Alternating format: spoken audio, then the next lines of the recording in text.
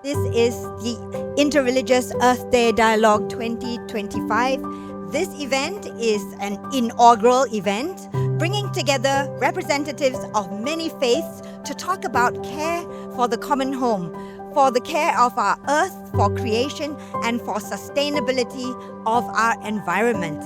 Every faith tradition represented here today teaches us to respect nature in our own special way. Different faiths, different expressions, but one shared message, that we must care for our planet. And as we mark Earth Day today, we do so as a united community of many faiths coming together. And may I encourage all of us to continue to play our part for our environment this 60 years that we're celebrating of our independence. So what we do today, the literal seeds we are planting later on for future generations are not fleeting. They matter.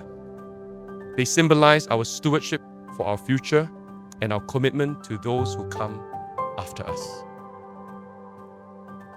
Today's tree planting is significant in the sense that it's a symbolic way to show that we are giving back to nature what we always take from nature. But how often do we have a chance to give back? Having this safe space where all of us from different faiths could come together, it was very interesting to me to see how there are different facets to how each faith might approach environmental stewardship and their priorities in creation care. I think it's now taking it to the next step where we can now come together and put some of these thoughts, actions and principles in actionable items so that we can work together to achieve some of these aims.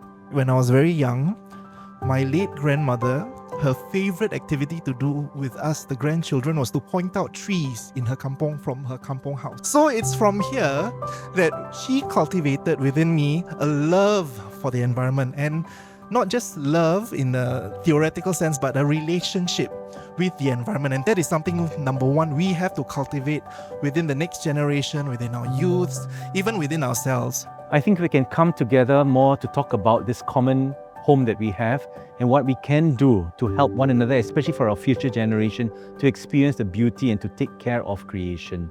We discuss a lot about food because food brings everyone together, but more so we appreciated the sharings from our Buddhist friends who gave us perspectives about eating from nature and how you have to try your best to choose the better. One of the challenges we're all facing right now is that how can we learn about this more regularly? One of the things that we're trying to figure out is that maybe we could have a newsletter where sometimes we hear inspiring stories, but not just, wow, great, amazing work, but what are the challenges that we're facing? Today really marks a point for me to really realize that in the arena of interfaith, I think we should go beyond just conversations, but in action itself, how do we protect the nature earth? When the preservation and well-being of the environment around us allows us to continue living the way that we want to do, and that we also have a responsibility to our future generations, all the more it is important for us to tap on every angle and every lens of examining these issues to be able to craft the kind of solutions. Pope Francis is a man of relationship with Mother Earth and a relationship with each other without barrier. We are all the children of the Mother Earth. Pope Francis reminded us to be good stewards of Earth, to be good stewards of love, and to be good stewards of life. We may have arrived in the morning as individuals from many different religions. Together, let us walk ahead with our shared aspirations and dreams to be better stewards of our environment.